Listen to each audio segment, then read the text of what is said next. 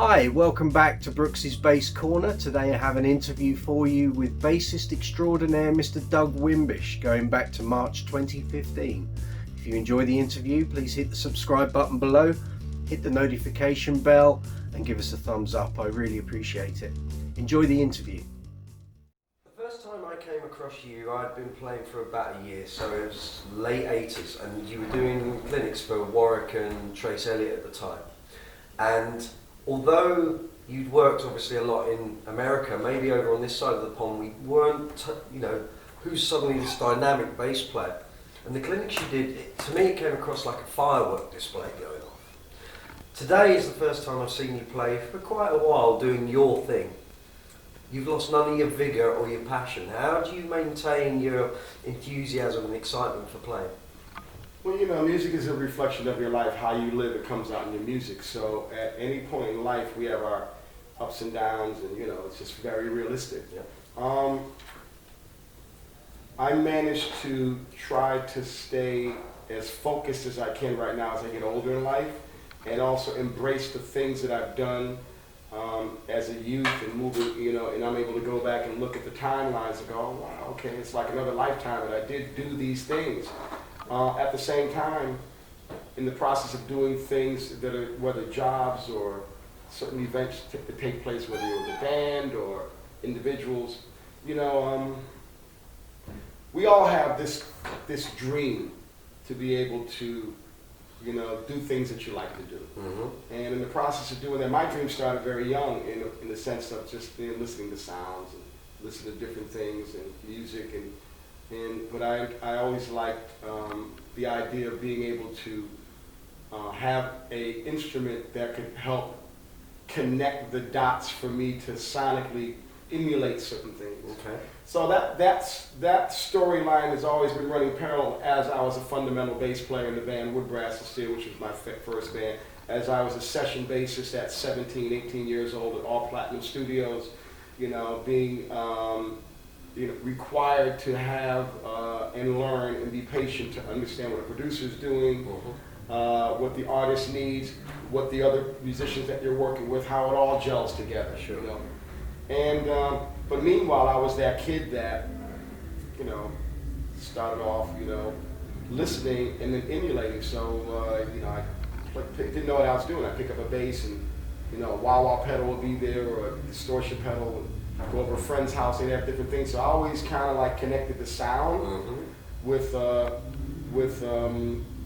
whatever I was doing. And I guess that came from listening to artists that were sonically interesting to me, like Jimi Hendrix. I was a kid listening to Jimi Hendrix. I'm like, what the hell? How's he making all that sound? You know what I mean? We didn't have YouTube at the time. We didn't have these other means to be able to get that information. So, but I heard it, and I'm listening to all these great bands that are making these great records, and. So I'm like a parrot. I would try to emulate certain sounds, maybe a drum sound or whatever. So that all ran parallel as I continued to move forward in life and to embrace things that I wasn't familiar with, that would challenge me. And then when I was involved in situations that were new to me, then I would introduce something to somebody else that was new to them. Okay. And it became a conversation. It just became a conversation, but it all started with listening. In life you have to listen, and if you listen, you can learn. And so that's kind of how things worked out for me, and still is to this day. But I'm not the architect of this. I'm the recipient of all the good things that we hear, and I've been able to experience. I'm that person that came up at a very good time, late 50s, early 60s. I'm listening to stuff. I remember when, I just kind of carried these sonics around in my brain, and then when the time lent itself and the environment was there, I started to unfold some of these things. Your playing is extremely expressive. You kind of come out of the idiom of just what a bass player would do, but you're not. It's not like lead bass, you're actually being highly expressive in what you're doing. Looking at your pedal board, there's so much going on there. Do you look for pedals that kind of give you a different voice or a different flavour? And how do you go about looking for new pedals that might inspire you? Well, it's like you research, you listen to some friends that are like, hey man, check this out. As a bassist, there's certain things that that are like, oh, it's taboo, man. You gotta be a traditional bassist. In some environments, you're around these people, characters, bands, or whatever that require a certain scene, and they're comfortable with that. And I like to, and I'm the kind of player that likes to, I like to be a role player. I know when it's time to be on the front burner or when to be on the back burner, so I understand that. In the process of being around, creators, people that, create different things, the companies that make different devices, I kind of always have been, been sonically looking out for different things that might be able to help give me the opportunity to explore more. So it started off, with me, it's a simple process. There weren't a lot of pedals that were going around when I was coming together. I remember when the wah-wah first came out, fuzz, distortion. I remember Vox guitars that had built-in palm wah-wahs and tuners and vibrato, and certain things, tremolo and stuff like that. Really ahead of the time and stuff. And then, working with an Echoplex, an early Echoplex. Yeah. So my first setup was like, a little Mustang bass, Mutron, fuzz face, an Echoplex. And then a Phase 90 came out by MXR. And then that became things that were within, you could almost afford them. Yeah. And then after a while, when you're in the studio, you start to, listen to, you find ways and means how to push the sound out. Now, mind you, certain styles require certain things. But with, like I said, with somebody like a Jimi Hendrix who was pushing the envelope, and other artists who were sonically pushing the envelope, that made other people want to push the envelope. So I started to look out for different things that could give me something that works in my vibe. Also, it has its own particular character and tone. So it's been a journey for many years. I started off collecting pedals, and then kind of kept them on the side, this, that, there. A lot of times I'm in the studio, I'm just plugging right into the board, many times no pedals at all. But like then the 70s kicked in, like the mid 70s, you had Larry Graham coming out, and he had like distortion on his bass, which started back in the 60s when he was doing Dance to the Music.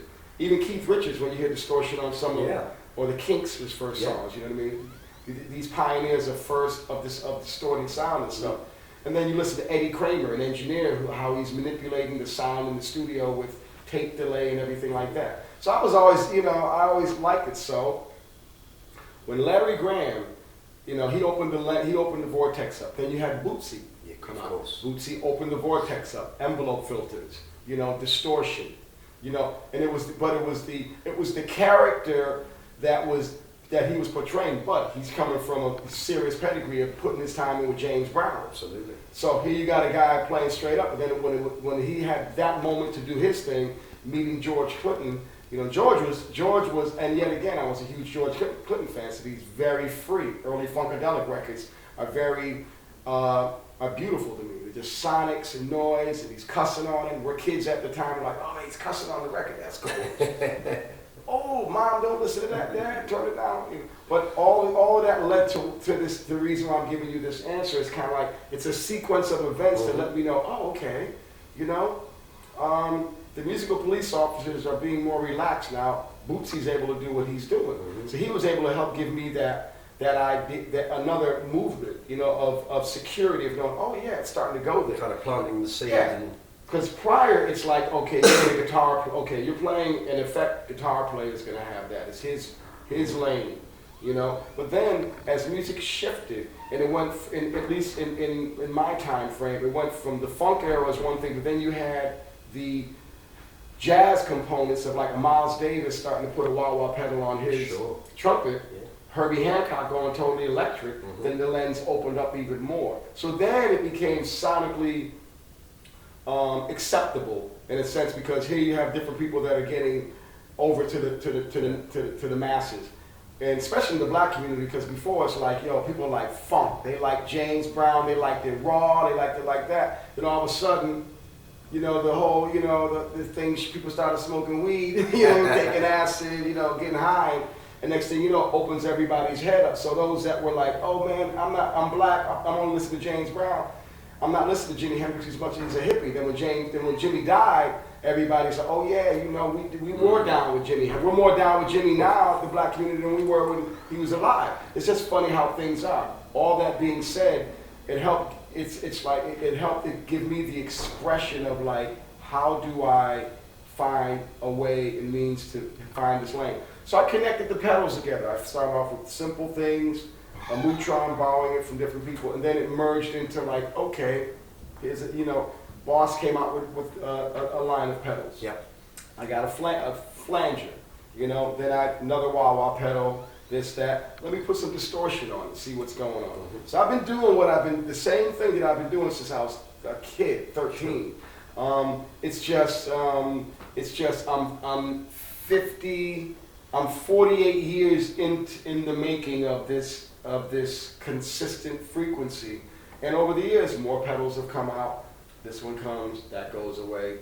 I was blessed to get a whammy pedal from Joe Satriani when it first came out. He gave me my first whammy pedal. That opened up another chapter of being able to shift things and express another frequency. So, you know, and then other devices, you know, came out. Now, you know, you go from starting off with a wah-wah Jim Dunlop, and then it shifts into a fuzz face, and now phase shifter from MXR. Other companies came out. You find which ones work, which work for a bass. Yeah. Some of them you hit, they pop. They make too much noise, but the sounds. So you find what works. And over the years, I collected these sonics. And then, but the key is how you chain them together.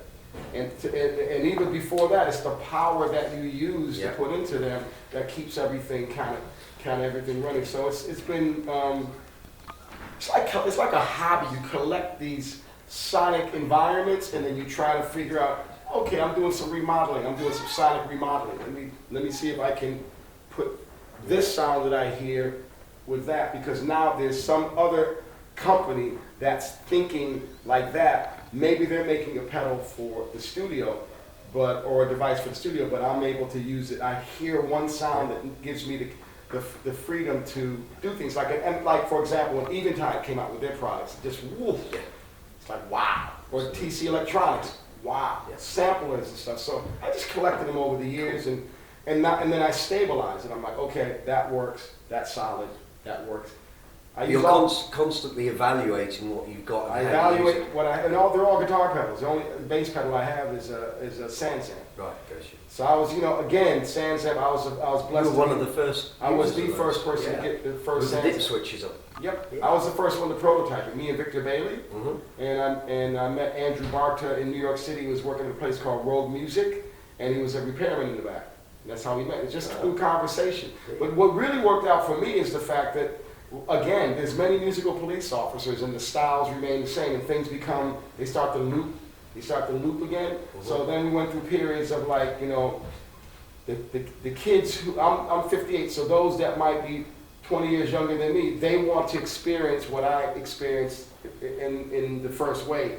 So you have a traditional vibe going on, you know, I only you know, P-bass, cable, Ampeg SVT, I want to put the jacket on, I want to look like I'm coming out, I want to have a photo shoot that looks like I'm coming from the late 60s and early 70s.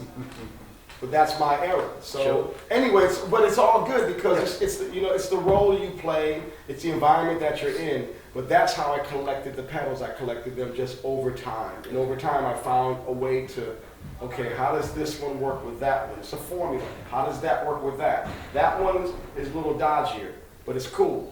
But that, you know, so it's an art to being able to chain them together and realize where the fault lines are. Okay, cool. Thank you. You're a big Spectre endorser. Your NS2 is a 85? 87. Okay. Obviously, there's now your signature model. Do you feel that's a nice nod from Stuart for what you've achieved? The fact that there's now a signature model, and obviously with the slightly thinner neck at the nut. It's a nice, you know, you've put in the mileage with that bass. Yeah. It shows the battle scars. Yeah, it does indeed. Well, I'm blessed. You know, I met Stuart when he was in the Kramer years.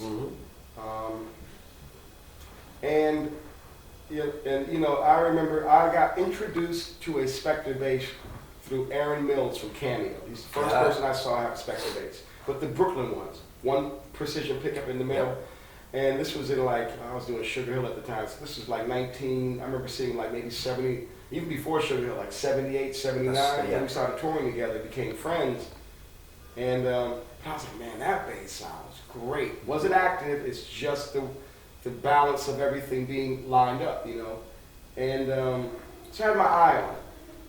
But I was playing my first bass was an original 72 jazz bass, maple neck, black inlays, you know, natural wood, the bass that everybody was using at that time. Very, very nice bass. And I was used to a jazz bass profile. When I was, you know, like, I was blessed because I was working with Jeff Beck at the time. So I got the spill off of everything, you know, from Jeff. For example, we'd go to the studio to rehearse, and all of a sudden it'd just be like, somebody would know Jeff would be there, there'd be 10 Kramer guitars there. And he's just, where'd this come from? I don't know, you know. But so Jeff would open the case, look at him, oh, that's nice, close them up. Doug, you ready to go rehearse? Let's go. So he would never play him because he had his own thing he was doing. But in the process of that happened, some of the guys would be like, well, you know, let's go to, you know, Spectate just got acquired by Kramer. And so the guys would gravitate towards me, or one of my techs, Pierre the Beaupart, who's Keith Richards' tech, would, you know, introduce me to the guys at Kramer. And he's like, hey, Dougie, check this out, blah, blah, blah, blah. So I met the guys at Kramer, thanks to Jeff Beck, you know.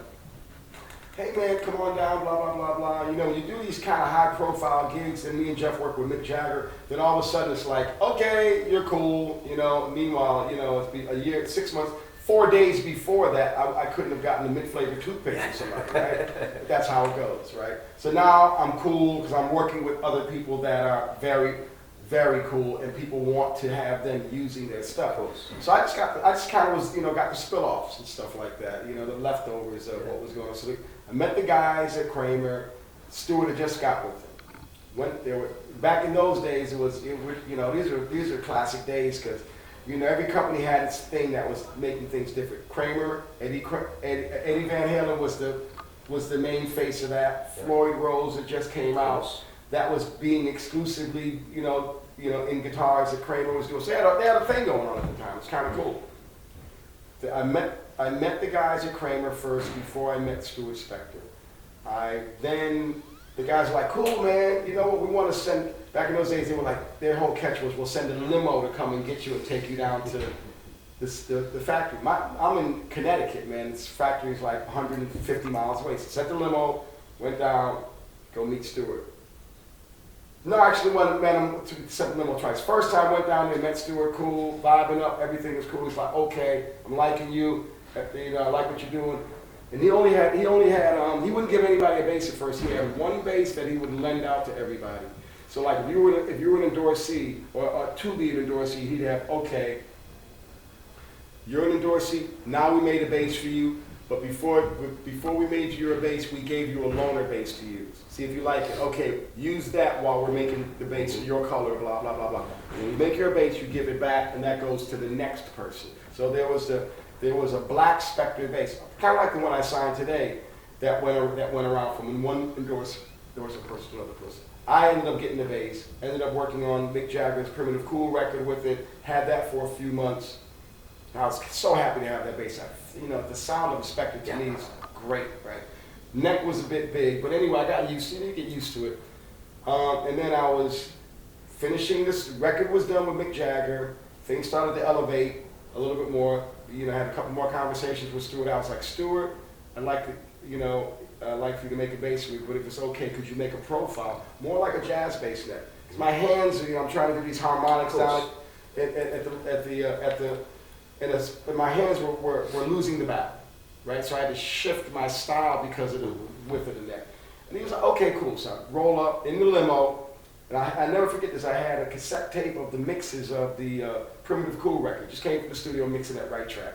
So I'm listening to that limousine, I'm all chilled out, thinking everything, you know, it's a crazy day. Roll up, get there, and I'm, Stuart sitting there, he's like, okay, I'll be right out, I'm not ready yet. So I'm in the car listening to some stuff. Stuart comes outside, he's just got the center part of the bass, just the neck. And he shaved it down a little bit. I'm like, hey Stuart, man, could you take it down some more? He's like, man, I don't know, man. I've never made one this thin. Okay, cool. She comes back another half an hour later. You know, guys are doing stuff manually then. Maybe even an hour. Listen to the stuff. Mick Jagger's mixes. I'm all psyched, you know. And then he comes back. How's this? Well, it's still not right for me. Okay. So he's like, okay, I don't know what's going on. Comes back. Shave it down again. You're almost there, mate. He's getting. Came back. Perfect. Right. He got it. He nailed it. And that's the same bass I was playing today. It's the Honey, right? Yep. So we got the profile right, and then right after that, you know, he was. He's like, you know, I'm making 5 strings now. So it's cool. So I got like the 9th, 5th 5-string he made, and then at the same time he made me. Because I was doing these high profile gigs, he made me a white Spectate, 2 jazz pickups in it, and he made a fretless, black, fretless bass for me with my same profile. But Stuart hadn't made fretless basses before. Right. So also it's almost like it's like he had a bass and it was already set up for frets to be in it, but he just didn't fret it. But all the markers were in these weird places. You know what I mean? They're all kind of like these. For me, it wasn't on like as a fretless. Some fretlesses you get the markers are where the note is at. But this was like it's like a bass with no frets, and then the markers are it's kind of weird. You know, I had to kind of like I had to make some adjustments just so I could play it. But I still got those basses to this day. So yeah, I mean, I was blessed to meet Stuart, and over the years we became not good friends, very good friends. Because I've known him now 30 years, really? Yes. Yeah, it's been a grip of time, man. Yeah. Cool. Can you tell us something about your Wimbashes that you hold in the States? Yeah, that's good. You know, the Wimbash started off as a, I moved to Connecticut from New York City. I was living on Bleecker Street, met a few, and when I got to Connecticut, I'm like, I'm from Connecticut, and I've been gone for quite some time. I'm like, man, I don't know what's going on. My next door neighbor was like, well, you know, here's the lay of the land. There's a couple of clubs here that are cool. These clubs aren't. There's this one club that has music 7 days a week called Sully's. I'm like, cool, man, I want to go meet the guys over. So I met the guys, and, one time, cool, went to go see my neighbor had a band, go check him out, support him. And I was like, this club is kind of cool. It's kind of very cool. The people there are cool. So the guys were always asking me if you want to do something cool, but I kind of was busy a lot. So a couple of things took place.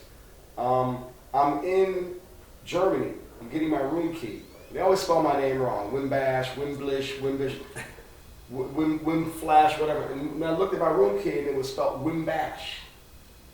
My name was spelled Wimbash. I said, if I ever do an event, I'm gonna call it Wimbash. Number one. Number two, Skip McDonald, who got me in the music business, was, we all lived over for many years.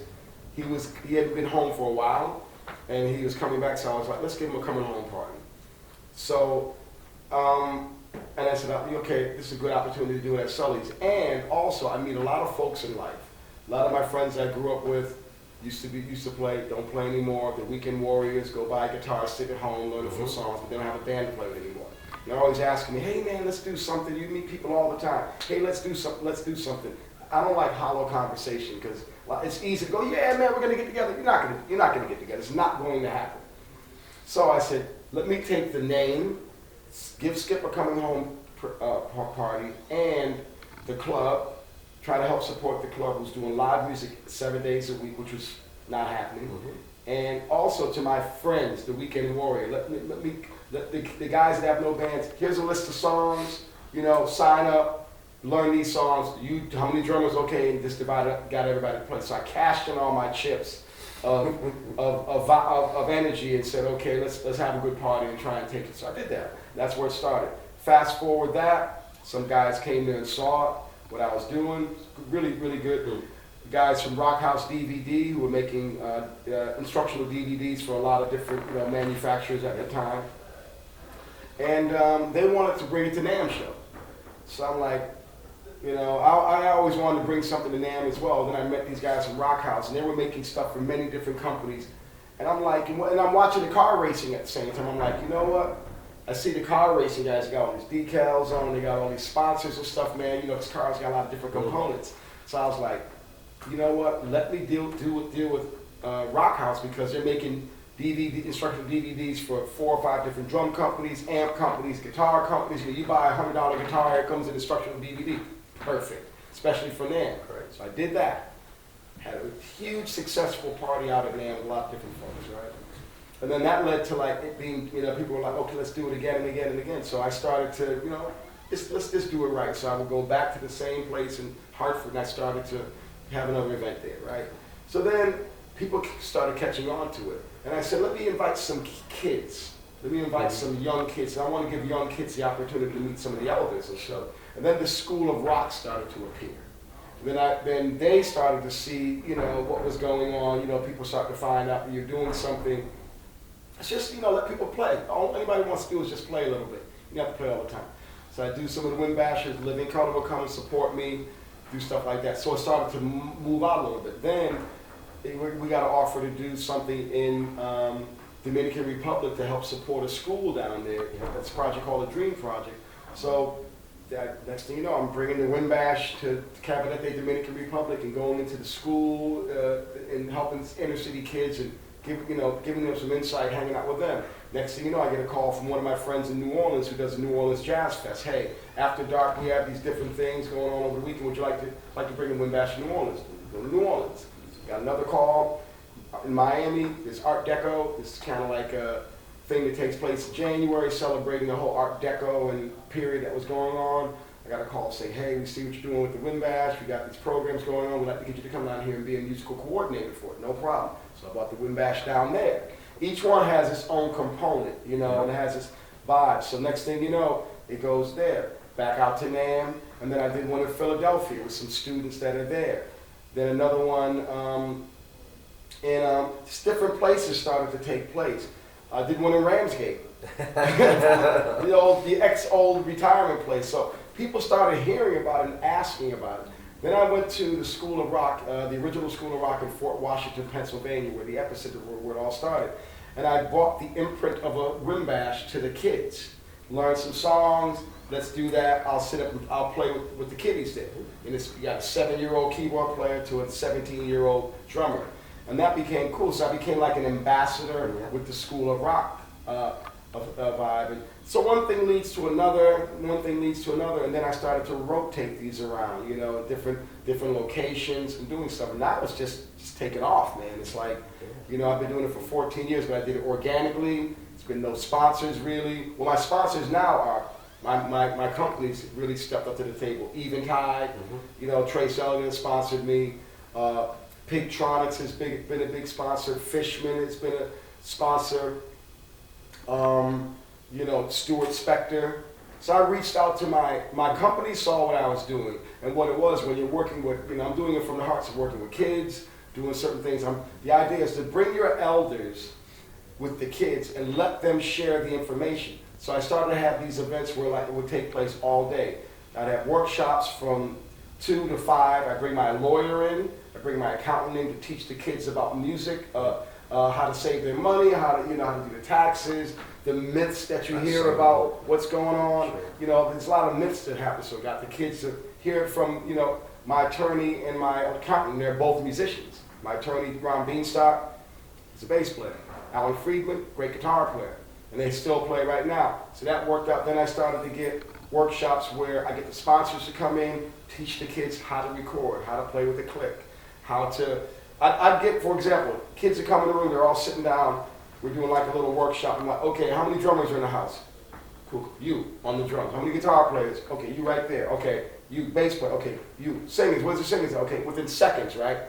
Behringer's one of my main sponsors. Okay, you know what we're gonna do? We're gonna record a track right now. I'm gonna show you how to play with a click. Within 2 minutes, they're recording. They don't even know what's going on. They have no idea. They're thinking I'm gonna be up there playing some scales or doing like, so I'm like, no, you. They're all ready? All right, Jamie, press play. Hit the click. Lesson 1, we're gonna learn how to play with a click. Okay, we're gonna record this, we're gonna listen back. Check it out. Bam, within 2 minutes, they're recording. Within 5 minutes, they're listening to playback. The parents are watching that. So the parents are freaking out. They're going, how did you get my kids to do that? So then it starts to create, you start to create a conversation that doesn't stop. The parents get involved, the kids get involved. I bring Will Calhoun or Vernon Reed to do a workshop, drummer's workshop, guitar workshop, or whatever, with the young kids that are there. So we merge everybody to get on the same playing field, leave your ego out the house. Everybody's the same for that minute. So we might have came off of the road with Living Color doing blah blah blah blah. Here's these kids, they just want to play, man. So I started working with young kids. Then I met these young kids. So I would invite some of the School of Rocks to come and play. Became next thing you know, another School of Rock wants to come. They're popping up like Starbucks everywhere right now. So then I'm in Brooklyn. I run into these. I hear about these kids. My phone's blowing up. Get emails about this band called Unlocking the Truth. And there were these 3 kids that were busking on, middle school kids. They're like 9 and 10 at the time, playing in Times Square, busking and stuff like that. Kids would say, hey man, they remind me of Living Color, blah, blah, blah, blah, check them out. Next thing you know, I run into them. I meet the dad. They hadn't heard him yet. We're playing the same festival. They played the day before. We played the next day. Meet the dad. Had a Wimbish happening 2 months, within a month. Me and the dad kick it off from Unlocking the Truth. I'm like, hey man, if you want to do something, come on up to Hartford and play Wimbish. So I'll check it out. Went online, saw what was going on. I get a phone call saying, I want to come and bring the kids up there. Brought the kids up there. They smashed it up. About a month later, they run into a guy that started, a guy that was working with the Jonas Brothers, and they just split up. He did all their film stuff. A guy named Alan Sachs, he sees them online. And next thing you know, he gets involved and blah, blah, one thing leads to another. Within 6 months, they sign a $1.5 million deal to Sony Records. They're 11, 12 years old. Played the Wimbish, they got the notes. So those kids started to do their thing. Then as the Wimbish evolved, we started to get a lot of friends asking, hey man, we don't know, we need some help. How can we get our record out? How can we do some dates? How can we get some touring? How can we get some gear? So me and my partner, Diane Nielsen, we decided let's try and help some of the folks that we met from the Wimbish. So we kind of like started like a touring company, Then we get a call from Unlocking the Truth. The kids, they blow up. Things happen overnight. We get a phone call, hey, the kids love you. We need some help with you guys. We have an offer to do a couple of the Vans Warped Tour that was happening in America. It's a great tour. It's going to be the kids' first tour. They have 5 dates, and then they have an offer to open up for Queens of the Stone Age right after that. No problem, we'll help you out. Just so happened while they were in Hartford, which was one of the gigs they played at, there was still people that hadn't heard about it. An intern at Sony Music got their envelope. They got an envelope, manila envelope, and had their contract in it. Mm-hmm. Opens up, he sees this contract. The kids signed, $1.5 million contract. It was all sensationalized anyway. And then he leaks it to the press, TMZ and stuff. And overnight, that stuff hit the wires. Boom, boom. CNN, bloody daggone. It went everywhere, even to Russia, every medium, blah, blah. It just so happened that we happened to be playing in Hartford. The tour was in Hartford. Phone rings, it's Diane Sawyer from ABC Evening News on a Sunday. She's like, we want to send the film crew up there to film the kids, because the story just broke 48 hours before. So boom, next thing you know, they blow up. Then these kids have opened up. Since then, we've been tour managing them, myself and Diane. The kids have opened up for Metallica, Guns N' Roses, Queens of the Stone Age. They're the youngest kids ever to play Coachella main stage. They open up for Motorhead. So they're like, it's a blessing. Those are my little nephews right now. So, as the Wimbish should help give them some elevation. Mm-hmm. Now that's phase 1. Phase 2 is another guitarist same kind of vibe. There's another new guitarist. Write this kid's name down. His name is Brandon Taz Niederhauer.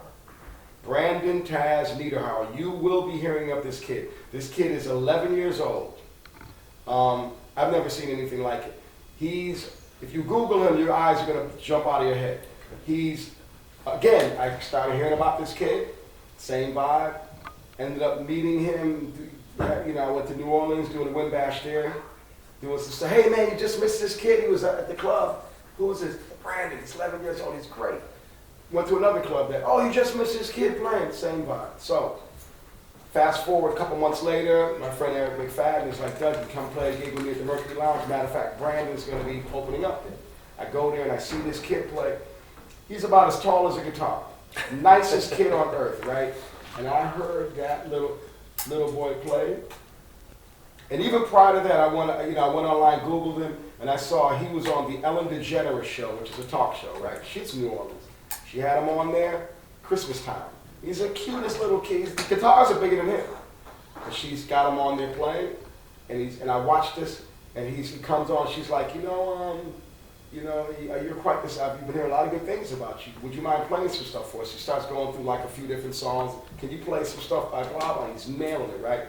And then, so I'm like, wow, this kid can really play. So now I got a chance to play with him. Same time when I had the Wimbish coming up. So it just so happened I was going to have Unlocking the Truth play the Wimbish. They blew up so big. Yeah. They had that weekend that I was to do the Wimbish. They couldn't do it. They were doing the showcase at the Troubadour in LA. And everybody showed up for that gig. So I was like, man, I got to find somebody else to do this. And I like having kids here. I met Brandon. And I heard this kid play. And I'm going to tell you something, man. I haven't heard nobody play like that in years. It's not all this fiddly stuff. He's got an old soul.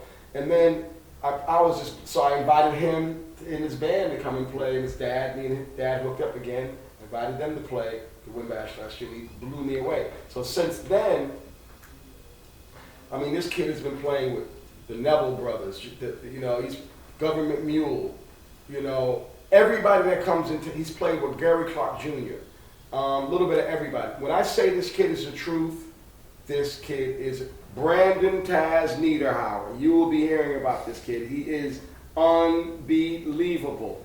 That gave me hope to let me know there's hope for the next generation in the sense of finding somebody. And it's not some kid playing a whole flashy stuff, it's the feel. So I bought him, Behringer supported me for a Wimbish at NAMM. Went out to NAMM and I was blessed to work with Victor Wooten for the first time. And Victor's played with him in jam crews and stuff like that. So I had Victor Wooten, blessed to have Vic, love you Vic, Doug Pinnick from King's X, Eric Gales, phenomenal guitar player, phenomenal, God just boom. And Norwood Fisher from Fishbone, Angelo sat in with us. It was quite the event. We did 2 days. And I brought Brandon out there to play. And at first the guys were like, we don't know who Brandon is. I'm like, trust me, this guy's going to be bigger than toilet tissue. And he came out there and he just destroyed it. And then I had him sitting with us with Living Color the other day. And Vernon hadn't heard of Brandon. And that's no easy show. Yeah. And none of the guys had heard of him. We were playing Brooklyn Bowl about 3 weeks ago. Within the last month. And it's like, let's bring some friends up. Valentine's Day is when we played there. So let's bring some friends up, blah, blah, blah. We do that. I got a kid I want to bring up. So it's kid Brandon. And Vernon was like, I don't know, man. I don't want to make this a circus and stuff. I'm like, yo, dude, you have no idea what this. I said, no problem, because I know when he gets on stage, he's going to slice it up. So we're playing at a place called Brooklyn Bowl. Great place, bowling alley. On a Saturday we're sound checking, but there's bowling going on, right? Snowstorm and stuff. So we're sound checking. Everything is cool. Vernon gets up there and and he's playing, going over a few songs. Alex Skolnick is sitting in with us from Testament. Cool. We're sound checking. It's cool. All of a sudden we're to do Sunshine of Your Love. Brandon picks the guitar up. And from 4 notes, the time that little kid played, the entire bowling place stopped. And the sound check became a concert. And they saw that kid play. No diss to anybody else. When that little kid played, that was it. He was, he's the truth. You know what I mean? He's 11 years old. And when you see this kid play, it's no ego, good parents. He's not coming with some fiddlies. It's like He's an old soul. He's only been playing 3 years. When you Google that kid, spread the word. He's the next generation for real. So Wimbish has been offering to be able to connect family and friends. It's also keeping the community together. Being able to get the youth involved in the vibe. But not just the youth, the elders. My mom is in an elderly home. Not a home, but she goes to a daycare thing every day, like a caring connection. So before I do the Wimbish, I go to the day of the Wimbish, I go to give my mom and the elderly, there's a woman that's 140 years old, I give a concert for them in the morning. Go hang out with them. Okay, any of y'all want to come to the gig tonight? Bring a little van over there, put them over in the corner, let them come there in the afternoon and hang out, right? I get the kids there, let them come hang out, get some of the elders, bring them all together. It goes from like 2 in the afternoon to 2 in the morning. And the whole event just circles around, Everybody feels revitalized, fresh, and like there's something going on. So we hope to bring it here in London. Thank you. We look forward to it. All right. Thank you very much. You're more than welcome, my brother. Anytime.